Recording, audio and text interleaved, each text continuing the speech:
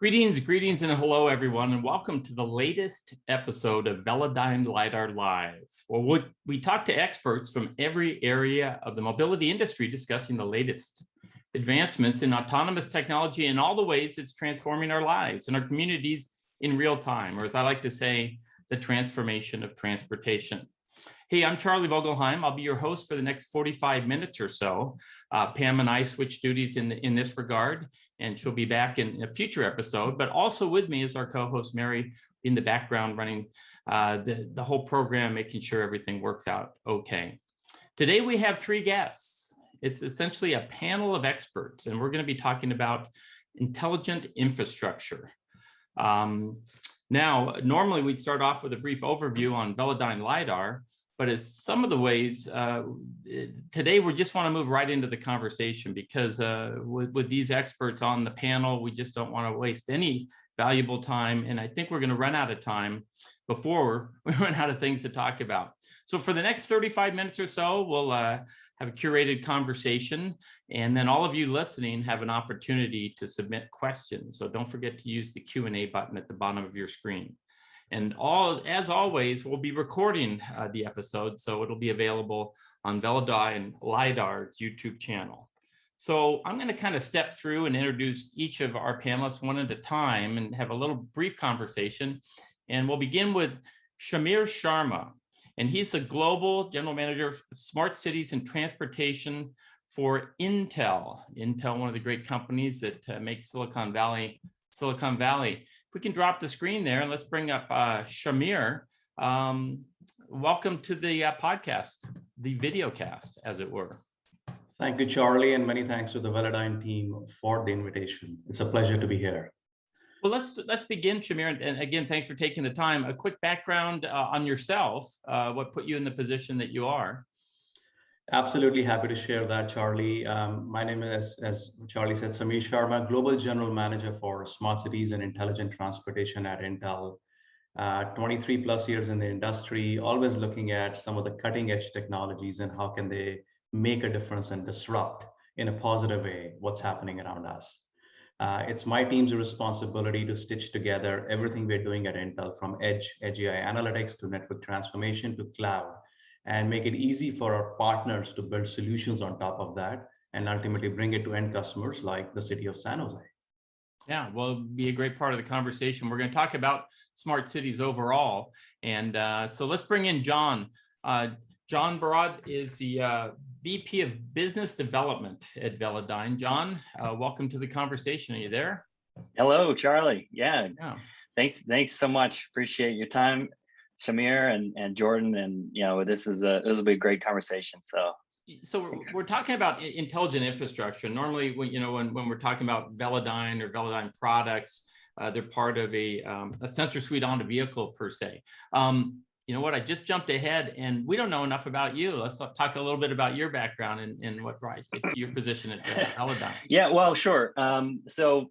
Yeah, thank you. A VP of Business Development, and I focus on partnerships and new market activities.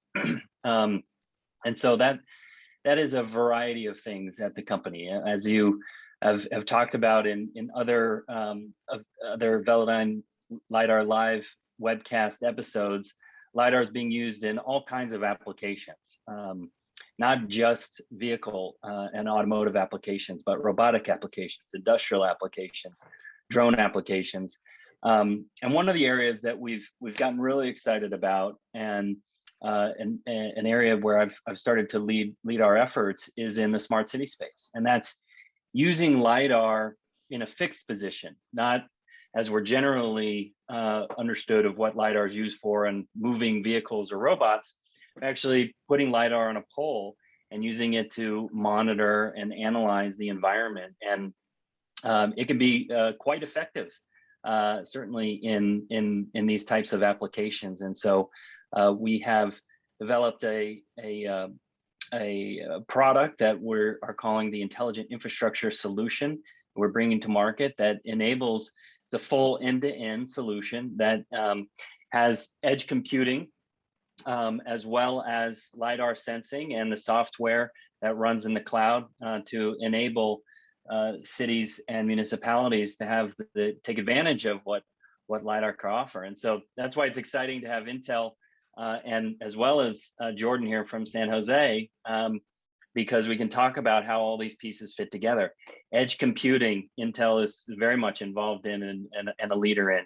Cloud computing as well, and how the data that Lidar captures can really help effectuate change in people's lives. And Jordan is leading these efforts in San Jose. So you know, we've had a lot of good conversations and interactions between the three of us. So it's exciting to talk about where the market's going and what we're doing. Well, you know, Jordan, stand by for just one more minute because I want to go back to Samir. And as you mentioned, John, and you use the phrase edge computing, you know, we get a whole variety of people that listen to the this Zoom. So why don't you just quickly explain to the folks that make sure everybody understands the importance of edge computing in this type of solution. Yeah, sure, well, Jordan. Go ahead. Oh yeah, please. sorry, Samir. Shamir. No, Yeah. please. Okay, that's for Shamir. Yeah. Sorry, I'm just too That's excited. okay. I'm just excited to be here. So Yeah, no, it's a topic all of us are passionate about, and it clearly shows. So folks, edge computing very simply means that the tremendous power of computing that was traditionally reserved for massive servers in the data center is increasingly moving towards where the action is. And it could be in the context of a traffic camera, a parking sensor that's intelligently analyzing, you know, cameras in your car. It could be any other form of sensing. So essentially, whether it's an industrial setup, a retail setup, or infrastructure setup, doing the computing where the action is. That's what edge computing is all about. And we were able to do that because thanks to Moore's law, the cost of computing is going down, but we're also innovating on things like connectivity, because ultimately some computing will happen on the edge, but it's got to stay connected to the cloud through an intelligent network to be able to go back and forth and make intelligent decisions. And you know, between Moore's law and connectivity and the advent of software, plus innovation on the thermal front, right? Because a lot of these boxes are sitting in real life, extreme temperatures, extreme conditions. It's all those things coming together to make edge computing a much more of a reality. And typically, you invoke edge computing capabilities when there are three reasons. One is you need real-time action. You don't have the time to go back and send the information to the cloud and send back an action. You need to do something right there and then, right? That's one. The second one is there may not always be perfect connectivity. You know, I work, for example, my team works with an agricultural firm that's outfitting massive tractors and agricultural equipment, right? But you could make that argument in the case of infrastructure spread in a city. You cannot always guarantee perfect connectivity. And the third reason is privacy. The more you can do the computing at the edge and extract the metadata. So not necessarily, as an example, capturing, you know, who's crossing the street, but how many people are crossing the street at what time of the day, and how does that intersect with the number of vehicles crossing at the same time to get an early indicator of, hey, there is congestion or a risk for an accident here. You know, those would be examples of where edge computing, for reasons of latency, connectivity, and privacy, can be a very good solution to go apply. And we can, you know, do a deeper dive into it, but hopefully that gives folks a flavor. And we will. I must say, Shamir, I always enjoy having somebody from Intel quoting Moore's law, because if people don't remember, Gordon Moore was one of the founders of Intel, and that was the creator of Moore's law. So you more than anyone have the cred to throw that one out there. So absolutely, Charlie. I had the pleasure of spending 30 minutes with Gordon Moore at one point in my career, and I still count that as one of the highlights. But back to you. Yeah, no, that's so fun. Let's bring in. It's great to talk about the possibilities, and we are going to go deeper as you suggested. But let's bring in the city. Jordan Sun is the Chief Innovative Officer for the city of San Jose, just to the south of where Intel is headquartered there in Santa Clara. He's the Director of the Mayor's Office of Technology and Innovation, MOTI. Jordan, you there? Welcome to the panel. Thank you very much for having me. And it's a pleasure to join both Intel and Velodyne in such an, I think, an important topic during such a, I think, a timely point in a lot of cities as they look at the integration of technology, digitization, especially coming out of the pandemic response, coupled with the amount of infrastructure investments that is coming from both the president as well as state offices.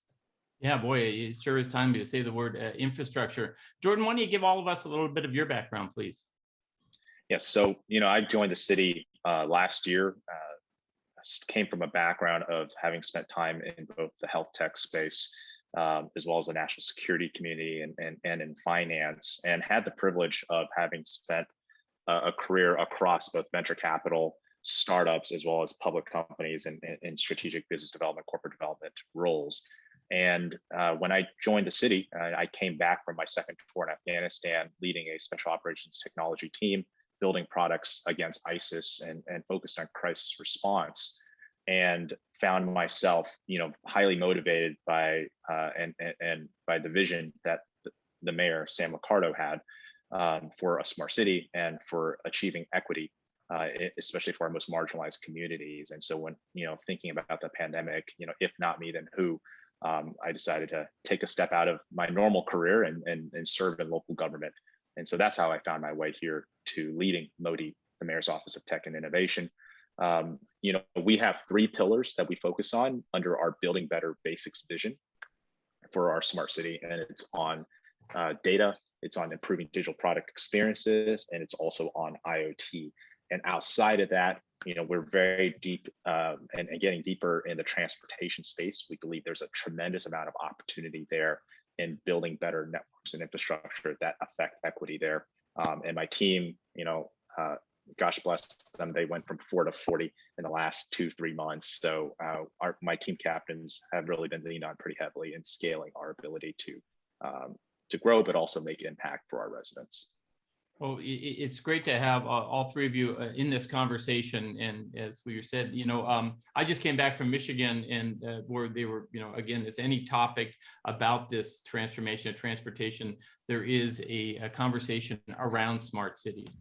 And a lot of times when we're talking about these solutions that sensors and computing are all providing, the basic term was whether it's congestion or pollution, and we all come to it a different way. Obviously, Velodyne, a big part of it is safety, the World Safety Summit that they put. I'm going to start with you, Jordan, and so you kind of mentioned your 3 pillars, but in terms of specific solutions for the city of San Jose, what do you hope to achieve, or maybe what are your top goals, if you can list them that way? Yeah, it's a mix because of my mayor's term, right, in terms of what we want to accomplish here. And so part of it is City Hall transformation, and that is changing the organization to be more forward-leaning, especially when it comes to data science. And from my experience, having worked with government as well as healthcare industry organizations, especially larger systems, if you will, often what you have is a talent gap on the client side to do better integration. Right. And so that's having, once again, been privileged to see where startups and some of the larger companies have sometimes fallen on, despite being very hands-on with their customers, is in the end, the customer does not have the talent there to sustain, as well as to continuously provide product market feedback to essentially improve, the products that come from industry. And so we're hoping to fix some of that with having more analytics-minded folks, more data-minded folks, as well as ideally some more engineering-minded folks to be able to be those product evangelists to drive change, but also make it more organic. On the other side of it is, we do a lot of social impact initiatives. We bridge the digital divide pretty extensively by connecting up to 100,000 residents to free community Wi-Fi. By the end of 2022, my mayor intends to bridge up to 300,000 residents to free community Wi-Fi. So we have very ambitious goals of not just improving the infrastructure in our communities, but also creating sustainability through digital literacy training, financial literacy training, improvements in telehealth awareness to be able to drive that. And we're working very much so in part with our community-based organization. So it's high tech in some ways, and at the same time is also very social impact heavy. And we have to keep in mind that we don't just serve one resident, we serve all residents. Well, and it's a great reminder of, again, your role, your product. It's not just always about transportation, which we love to focus on so much. Shamir, I want to go back to you. I know Intel has worked with a number of cities, both in the US, even around the world. And I, first of all, appreciate you explaining edge computing, because for some of us, I'll point to me, you know, we always, when we're talking about autonomous vehicle, it was always edge case, but we, you know, even though that first word's the same, it's kind of a different thing here that we're doing, you know, again, makes it, you know, takes care of latency and those issues that you brought up. But now jumping on what Jordan just suggested in terms of the solutions of San Jose, why don't you start at a broader picture in terms of some of your solutions in other cities or worldwide, and then let's narrow it down to what we can do for Jordan in San Jose.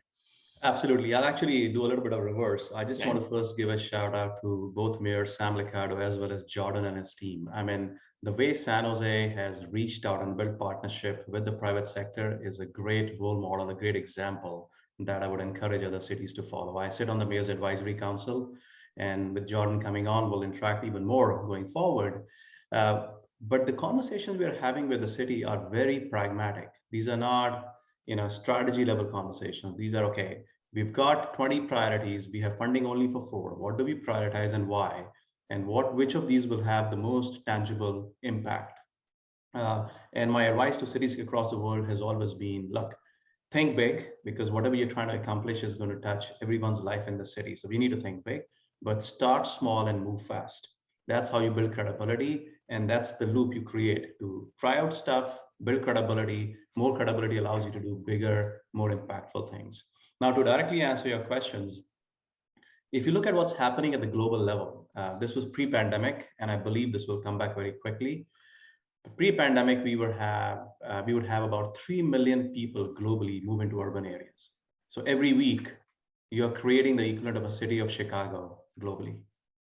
And of course, we see the impact in traffic congestion, you know, air pollution, lack of affordable housing. All these, you know, are very familiar issues, right? Now, when you have all these people, you also create a lot of data. And that data is really gives you the ability to make things, you know, become better over time. Now, talking about the amount of data, we believe this year, I'm not talking about 2050 or 2070. This is not a future projection. We already hit this year.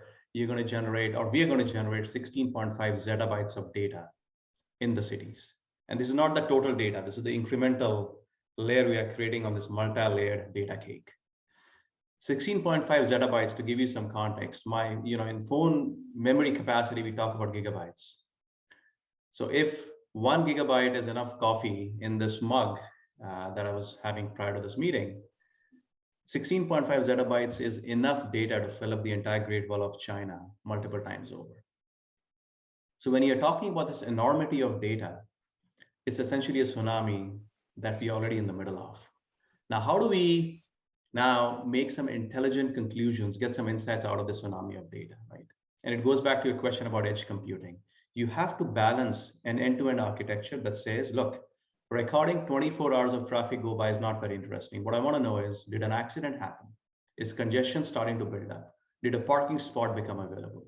And when that happens, that's when you start capturing more rich video data.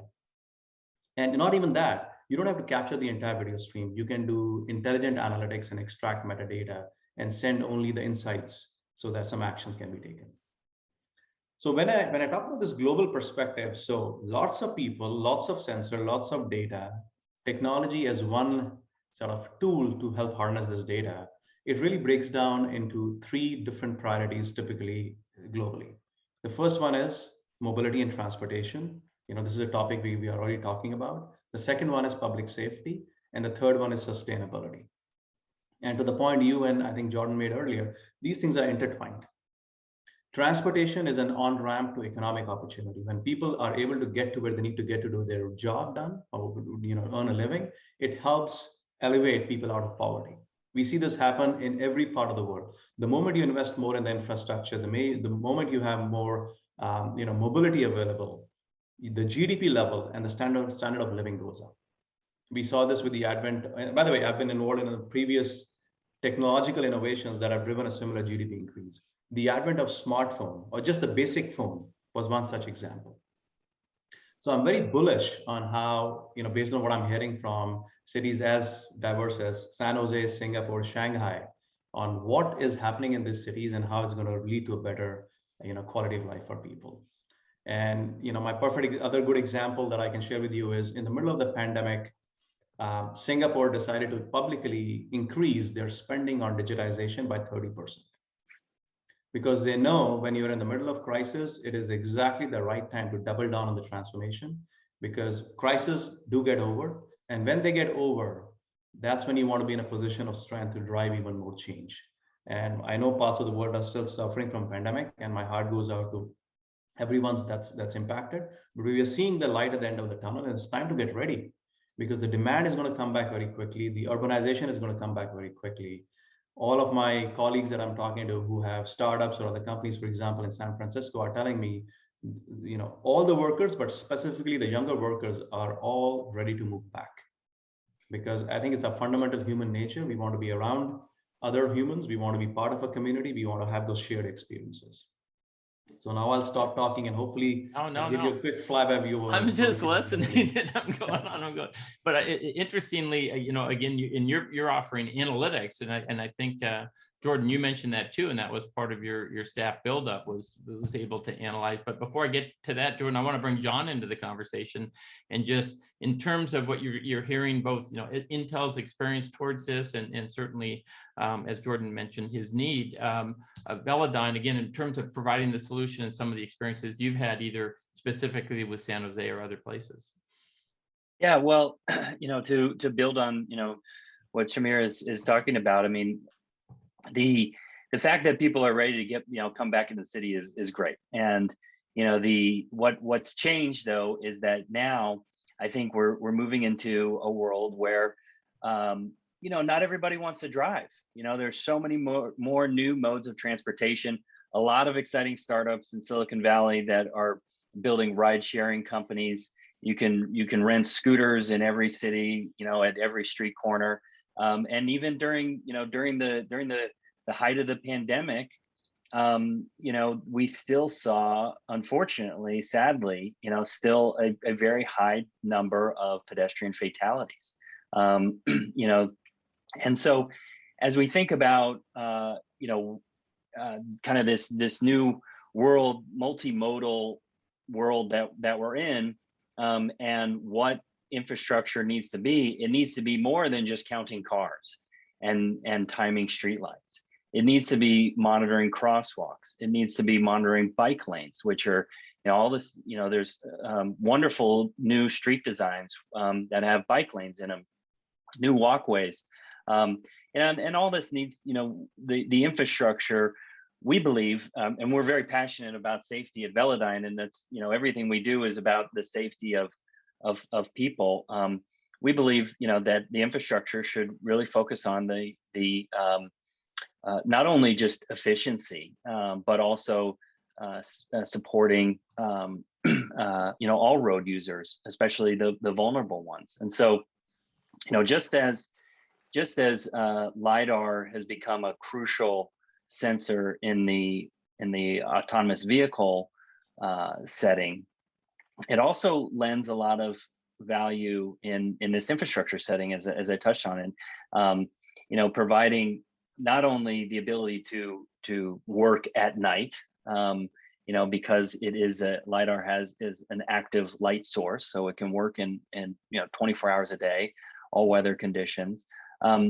But it also it has enough resolution to be able to identify and monitor all these types of road users, to be able to assess how many people are crossing a crosswalk at one time, or how many cars are sitting at the stop bar. And those are all really important analytics that can be helpful to a city to assess, as Shamir was pointing out, near miss detection is important. Proactive understanding of the dangers of an intersection before an accident happens. That improves people's lives. That not only could save a life, but also improves efficiency, because we proactively redesign or fix an intersection. And I think but at the same time, Shamir brought up earlier the idea of privacy. It is something we need to think about. As we build cities of the future, analytics is what will drive that. How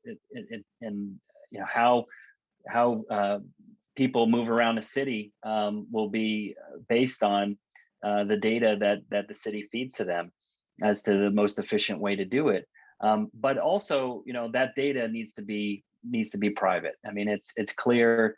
It's a growing conversation here in the U.S. It's already a big conversation in Europe that's driving policy very aggressively.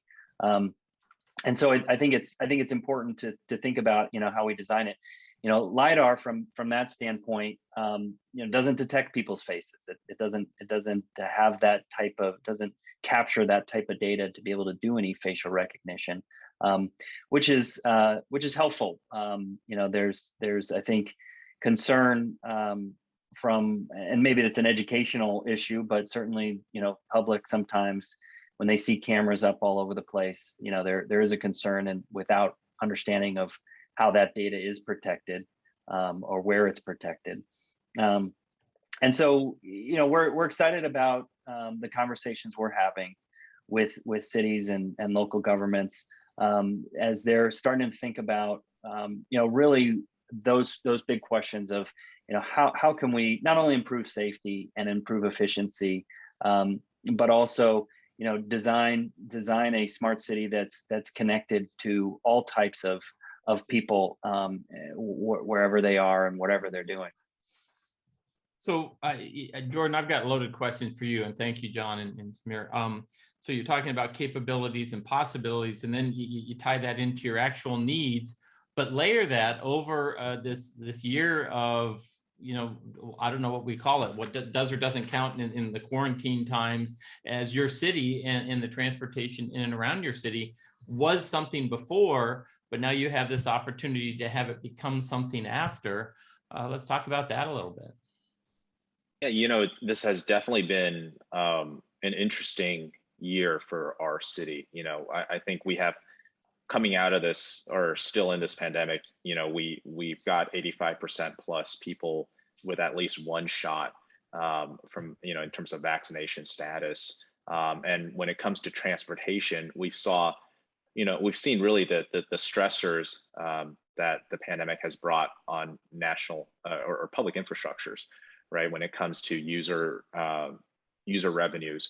And unfortunately, as we were opening up, we had the tragedy at the VTA, where we lost several members of our community to gun violence. And so, but and just a quick reminder, because we have listeners from around the world, literally, but there was an unfortunate event at your public transportation center, the city of San Jose, that really again caused pause in the rollout. So we can move on from that.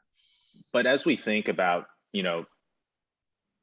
what I would call sort of segmenting transportation, what happens within the city, and then regional transportation, I think multimodal is something that has stuck in a lot of people's minds. I don't think that's going away, to John and Samir's point.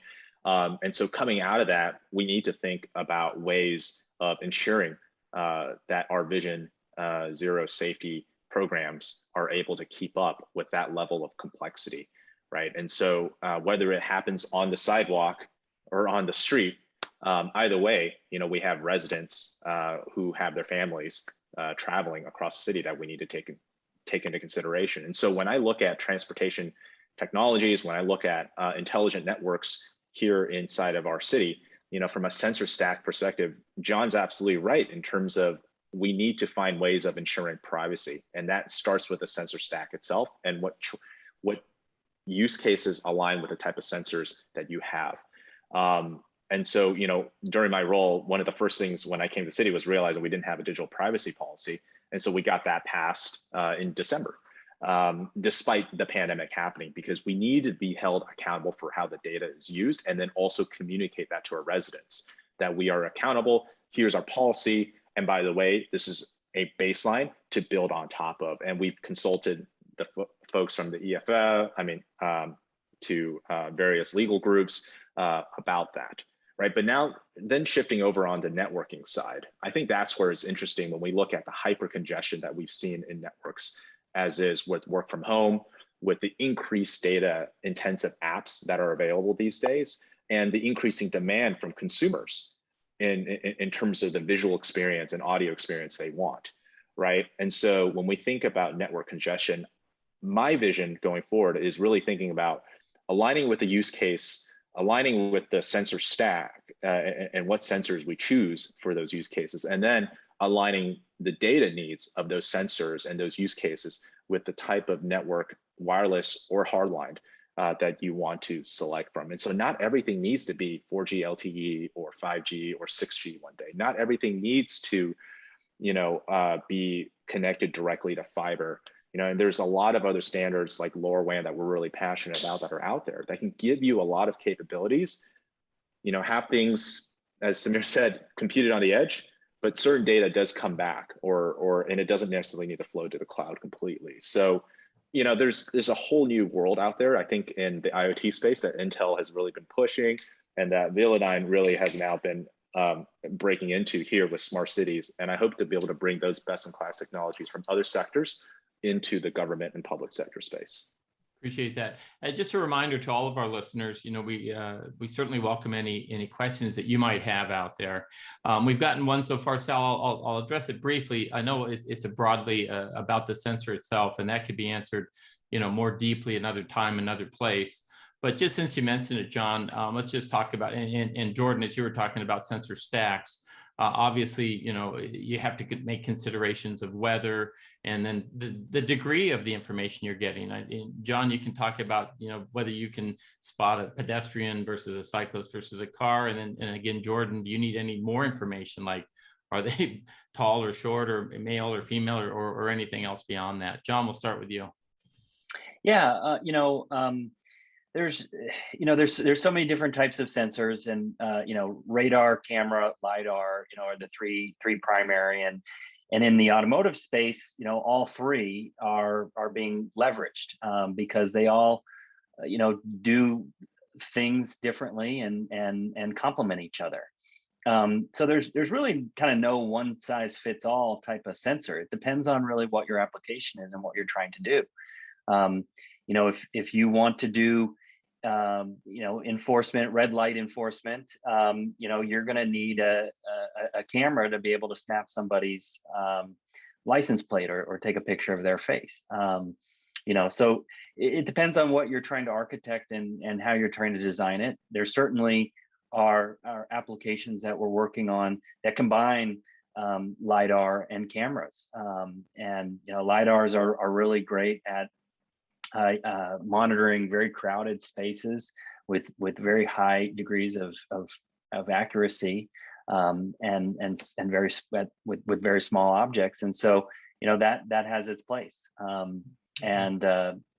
So I guess it's kind of maybe a cop-out answer for you there, but no, it's more. I totally agree with it. The sensor stack, and just curious, and again, we all understand that there's capabilities with each, and I just want, in this application, let's focus on in smart cities. Any comments about the capabilities of LiDAR in all weather situations?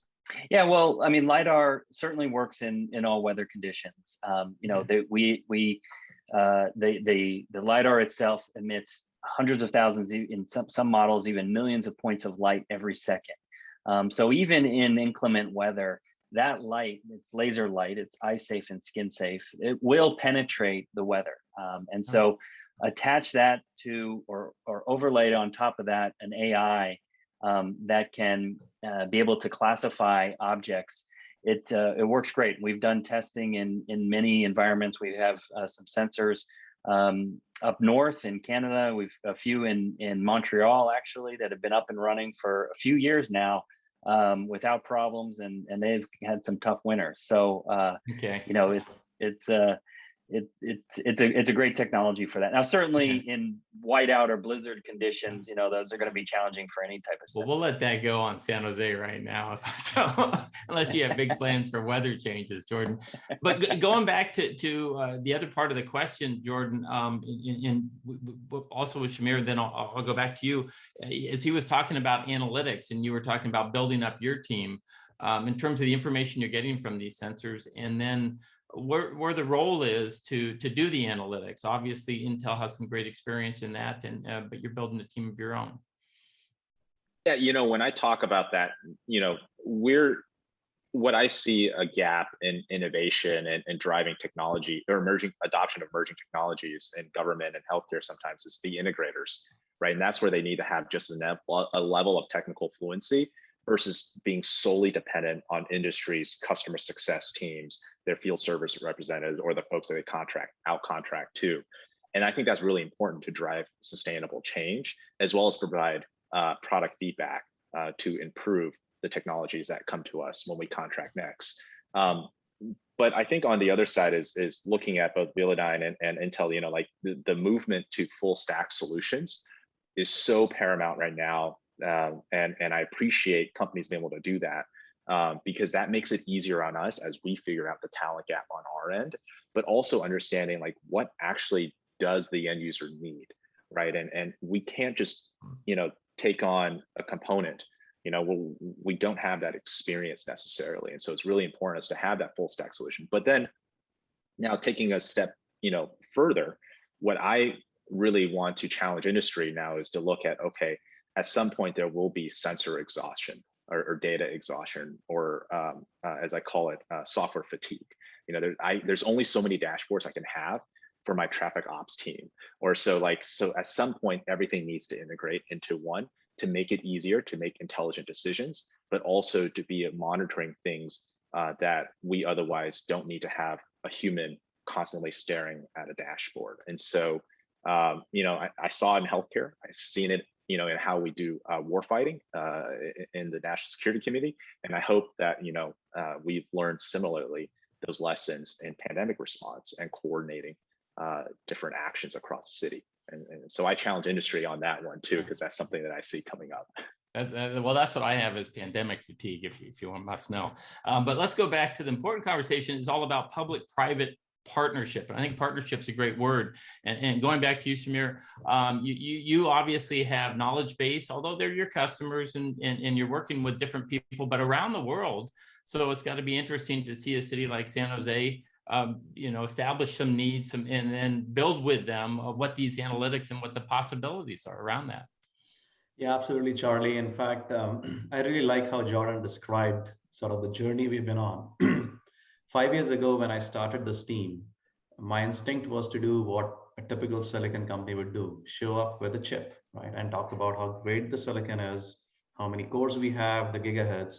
And it used to take about 5 minutes for, the end customers, transportation officials or cities to start playing with their phones or check their email. I mean, they would just tune out. And what I realized is there's a big communication gap, going back to what Jordan was describing. Even today, I think we have to put ourselves in the shoes of the end customer and says, what are their pain points? What language do they understand? And how do I build the bridge from a piece of silicon I have to a board that my customer will build, to the software ecosystem I will build around it, to how the end-to-end solution gets deployed. And when we started doing that, that's when we had the big breakthrough. So we're investing heavily in software capabilities, not to go build the whole solution, but to make it easier for our customers to build the solutions and deploy them at scale. That's what we really focused on. Jordan pointed out that one of the biggest feedback from the cities is, everybody's coming at me and selling me a part of the solution. And I have all these software development kits, and I have all these data analytics tools, and I have all these dashboards.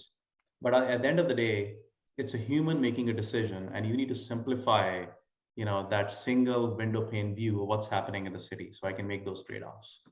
And so we're starting to see some good examples of system integrators, software providers, who are taking all this data and building that single pane view. And I agree with Jordan. We absolutely need to get to that. I think the other thing I would say is, in terms of the technology journey, it's my fundamental belief that a lot of the initial innovation over the last few decades has been done by I'll put myself in that category, technologists like me. So we tend to enjoy interacting with technology, but for the vast majority of the world, technology is a tool. It should do its job and fade into the background, not overload us with more, sensory interruptions. And so I think you're going to see a journey towards anthropologists becoming more important in these technology conversations. We're doing that at Intel, right? Some of my peers are that I'm sitting with and trying to design what this solution stack will look like are not hardcore engineers. They're anthropologists. They're pure marketing people who are saying, look, what can we do to make this simple for whoever is receiving this technology, deploying it, or using it, right? So it's a mindset shift, and I'm very glad to see that certainly at Intel, some of our partners, some of our competitors are also doing it well. So I want to give a shout out to the ecosystem, but I think we're also seeing this flow of talent, like people like Jordan coming into the cities and helping us be that bridge to make that conversation more effective. And I think that's a very welcome sign.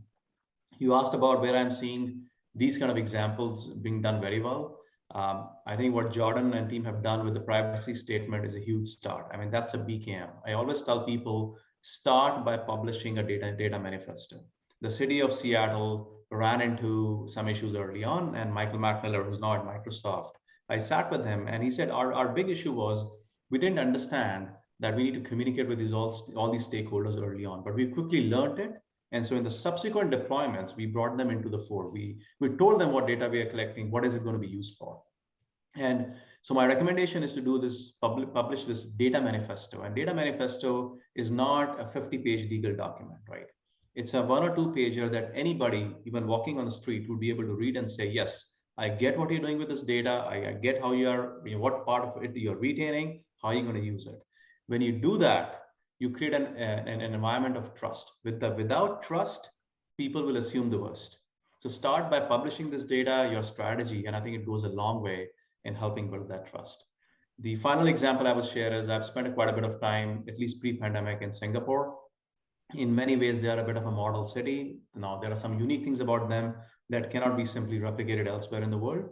But they've done an amazing job, both being open about the amount of data that's being collected, how it's being analyzed, and then using it to create effectively a city-wide dashboard.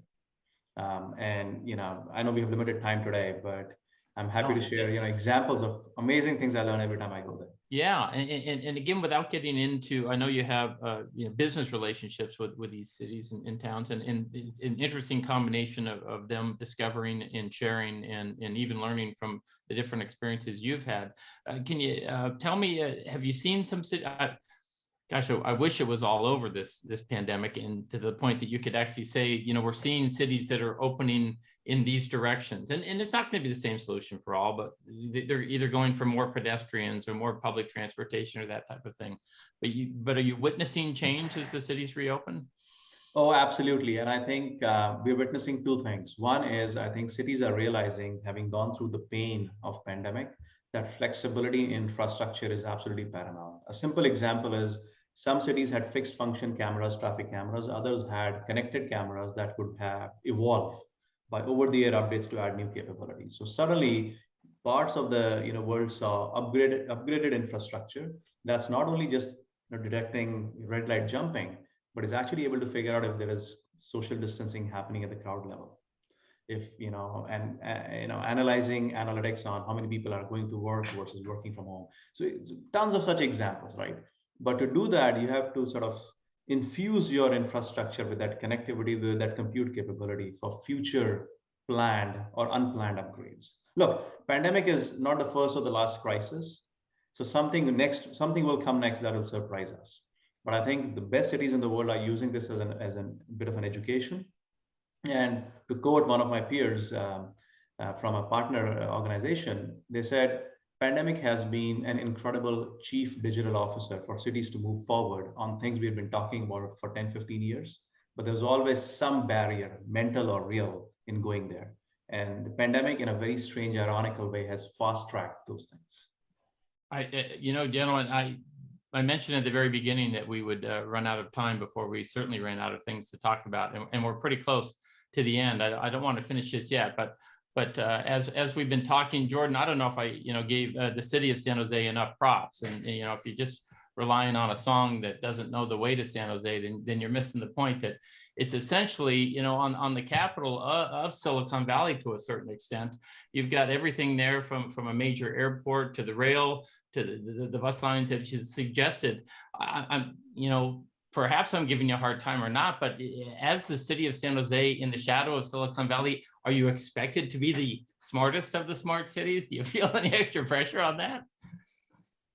Well, we feel pressure from our residents all day, every day, you know, and honestly, that's who we serve first and foremost, right? And my mayor always reminds us, like, what is the resident thinking, feeling right now that you need to help them solve and improve their livelihoods, opportunities, and experiences.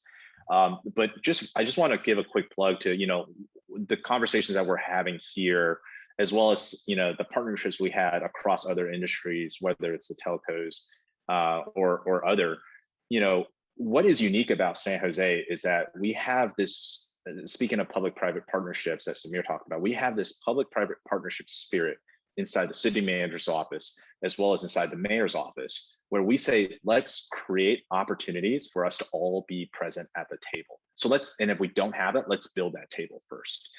And I think that's very unique because our goal is to accelerate the emerging technologies and these opportunities so our residents can benefit. But at the same time, when we create these shared economic gains for industry, let's share that in a way that's meaningful for our residents to solve equity and to make sure that the technology that we accelerate, the benefits of that is democratized for all residents. And I think that's a really important thing that is very unique here in San Jose as the 10th largest here in the US. Now, I know that's not also the case for a lot of other companies. And I highly recommend anybody who's starting a company or on this panel or is doing outbound biz dev, like to really segment your cities, right? This is how we're unique at San Jose with our public-private partnerships, but it requires a certain type of player that we work with and a level of sophistication and support. If you're a smaller, medium-sized city, you know, I know companies like Polymorphic, they're just starting out, just raised a Series Seed, and they're just focused on small, medium-sized cities, right? And so I think it really depends on the type of city you want to approach, and you really have to be thoughtful on that. But we're here in San Jose. We love working with companies that have awesome technologies, whether you're a startup or a public company. And I really appreciate Velodyne and Intel for honestly being forward-leaning in our community and having an opportunity for all of us to be at the table at the same time and talk about what are those shared benefits for our residents, while at the same time accelerating technologies that can be meaningful to change the world. Jordan, I really appreciate that. John, I'm going to ask you a quick question on just Velodyne's learning in terms of working with a city like San Jose. How is it different in terms of, you know, your development of your own product, the LiDAR? And also we had a question about costs associated with that, you know, again, we've always spoken about it being on a vehicle. How is it when it's in part of infrastructure as far as Jordan's needs are? Yeah, well, yeah, you know, I think Jordan, you know, what you said is wonderful. It's visionary and inspiring, you know, to hear, because you know, I wish there were more cities with you involved in what you're doing there. But you know, the exciting thing is that you know, the community is, I think, around the world is waking up to the idea that, you know, technology can solve these problems, and we're excited to be a part of some of those solutions, you know, and as we think about, you know, how LiDAR can help play a role, you know, obviously, as I've mentioned, you know, autonomous vehicle and more safe mobile transportation is something we're passionate about, but to envision a world where autonomous vehicles can operate freely and can, you know, deliver on the promise that we expect of them, infrastructure is going to play a role in that. It's without a doubt, it's important. You know, a car can't see around the corner and know what's going on if there's an accident or if there's a traffic jam or something, but the infrastructure there can't.